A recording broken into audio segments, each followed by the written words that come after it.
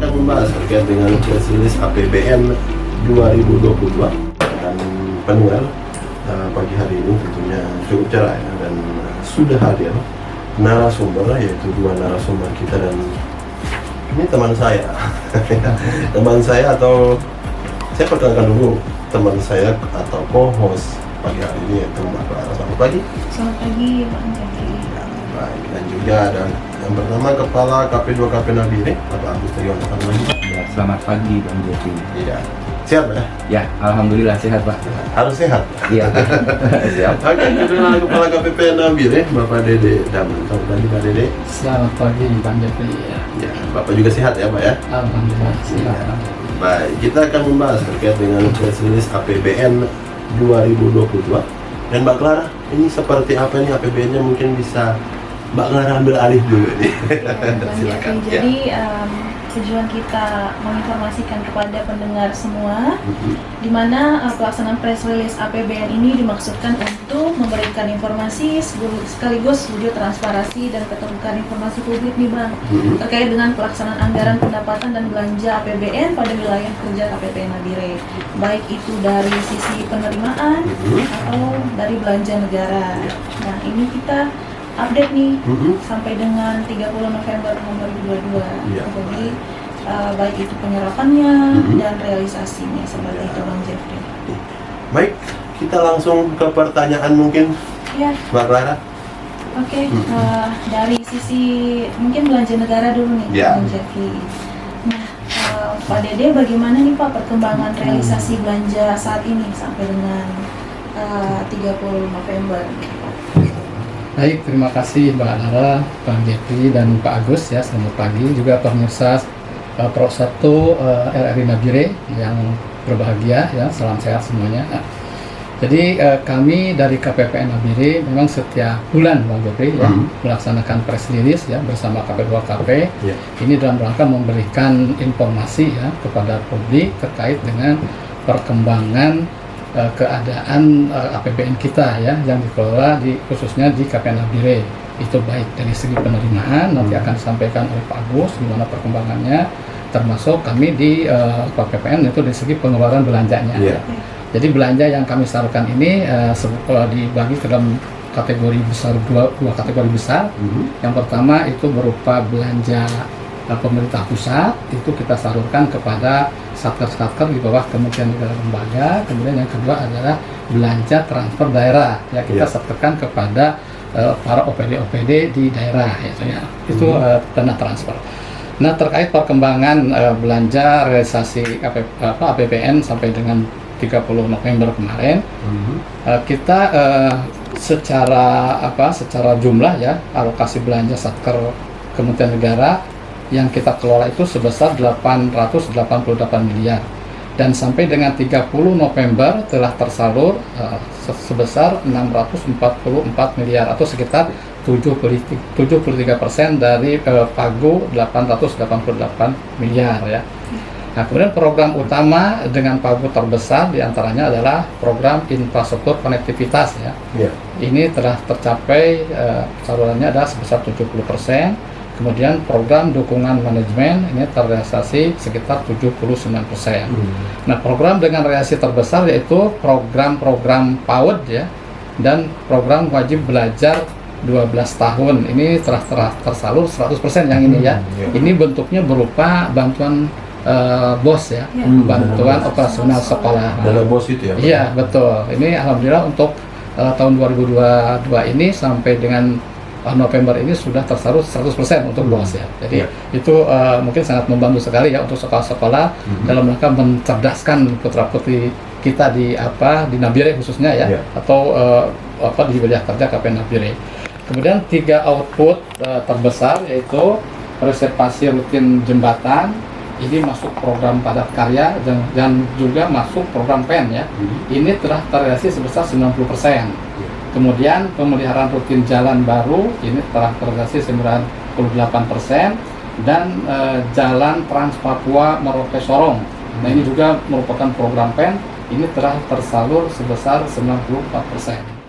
Nah, kemudian program utama dengan pagu terbesar diantaranya adalah program infrastruktur konektivitas ya. Ya. Ini telah tercapai salurannya ada sebesar 70%.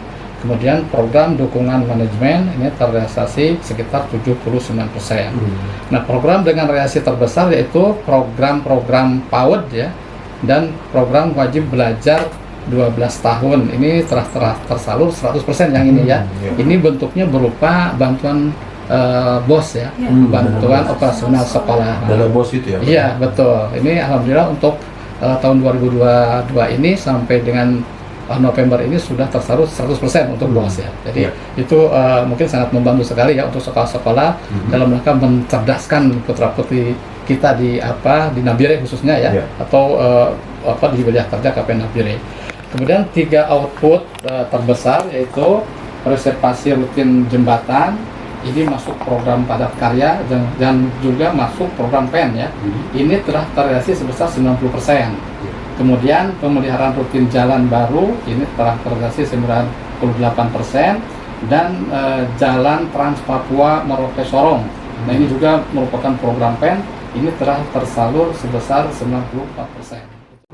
Untuk pekerjaan yang tidak terselesaikan antara tanggal 17 sampai dengan 30 Desember bisa dimintakan tagihannya, namun harus melampirkan garansi bank yang diterbitkan oleh Bank Umum di wilayah KP Nabire. Itu mungkin Pak Lara ya. Oke.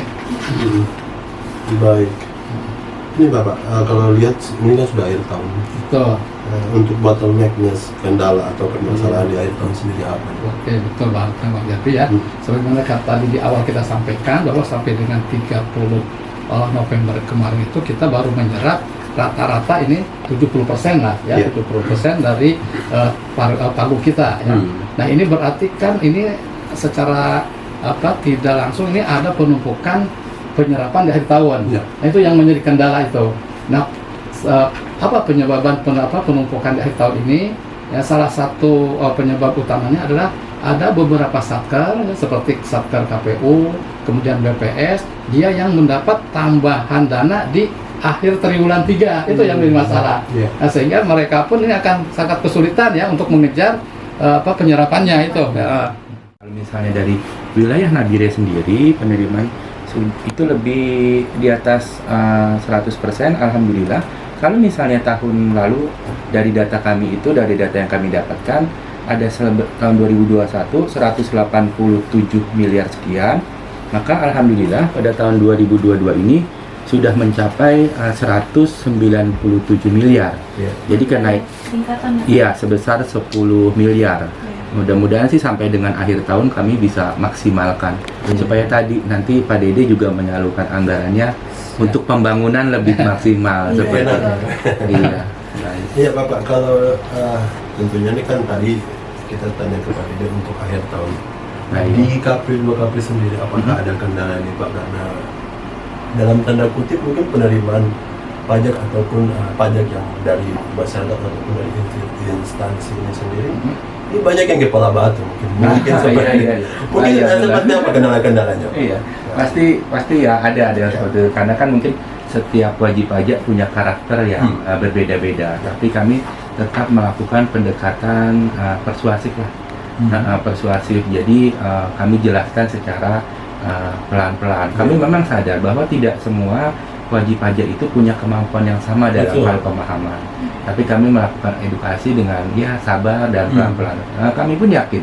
Nah, dengan edukasi yang kami lakukan secara berkesinambungan, insya Allah mereka akan sadar seperti itu. Karena memang tadi yang seperti Pak Dede sampaikan bahwa pajak ini sebenarnya untuk kita bersama, seperti itu kan, betul. Nanti untuk pembangunan juga seperti itu. Nah, nanti pun kami sarankan kalau misalnya pun nanti ada instansi tadi atau dari mungkin badan atau perusahaan yang butuh sosialisasi secara massal, kami dengan sangat terbuka nanti bisa hubungin kami untuk mengatur jadwal. Jadi mereka punya pemahaman yang sama tentang perpajakan.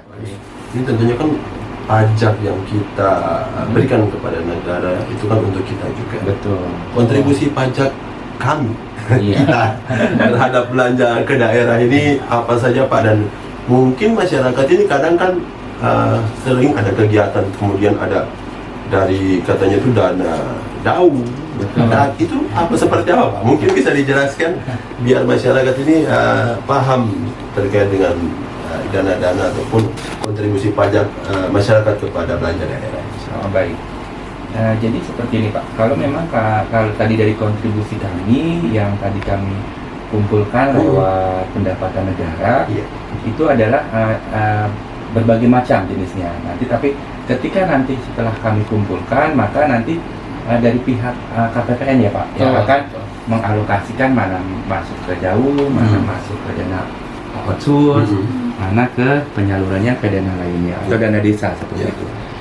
Tapi kalau dari kami ya adalah dari jenis-jenisnya Pak, jenis pajak. Salah satunya adalah tadi dari PPH, kemudian dari PPN, kemudian dari PBB dan pajak lainnya.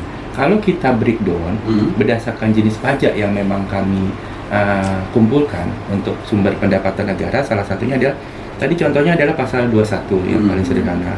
Kedua adalah pasal 22 terhadap belanja tadi instansi pemerintah. Tadi Pak Dede sampaikan ketika instansi pemerintah melakukan belanja itu sebenarnya ada pajak yang terkandung di dalamnya.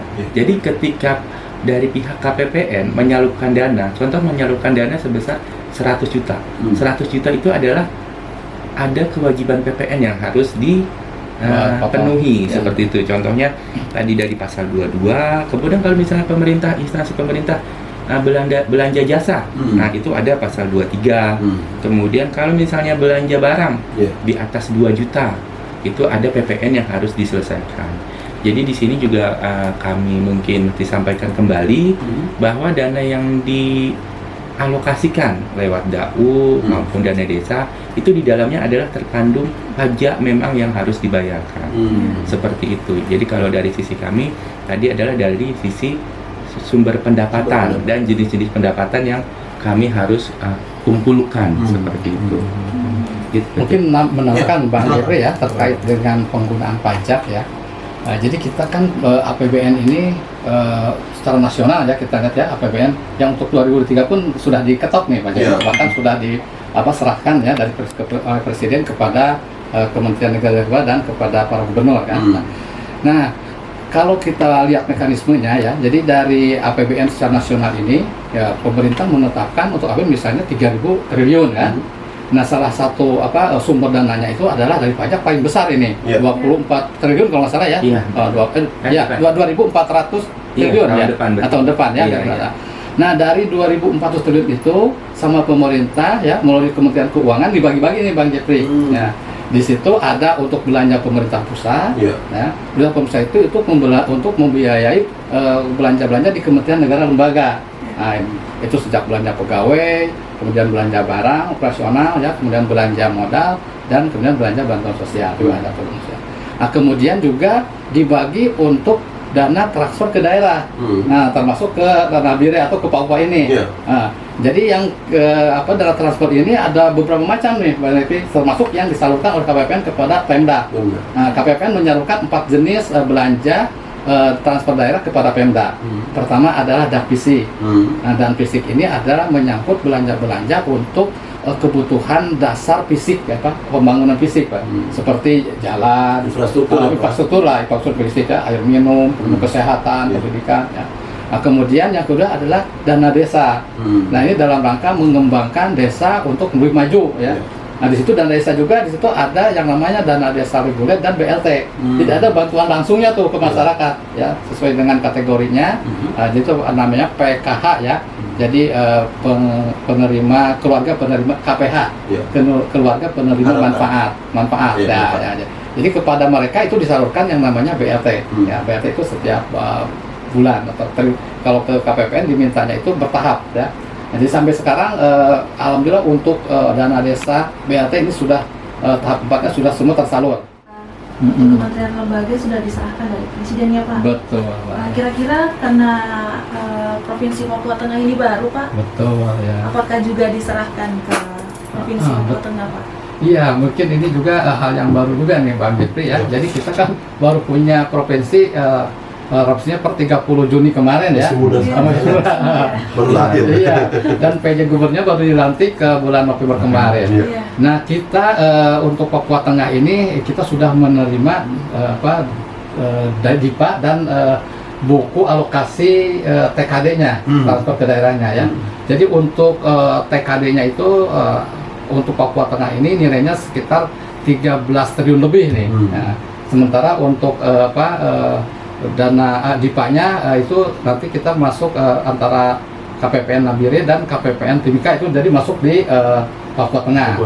Nah, insya Allah nih kita untuk tahun ini mungkin ini baru pertama kali akan melakukan penyerahan DIPA dari gubernur kepada para kepala daerah dan kepada kepala satker di lingkup Papua Tengah, Pak.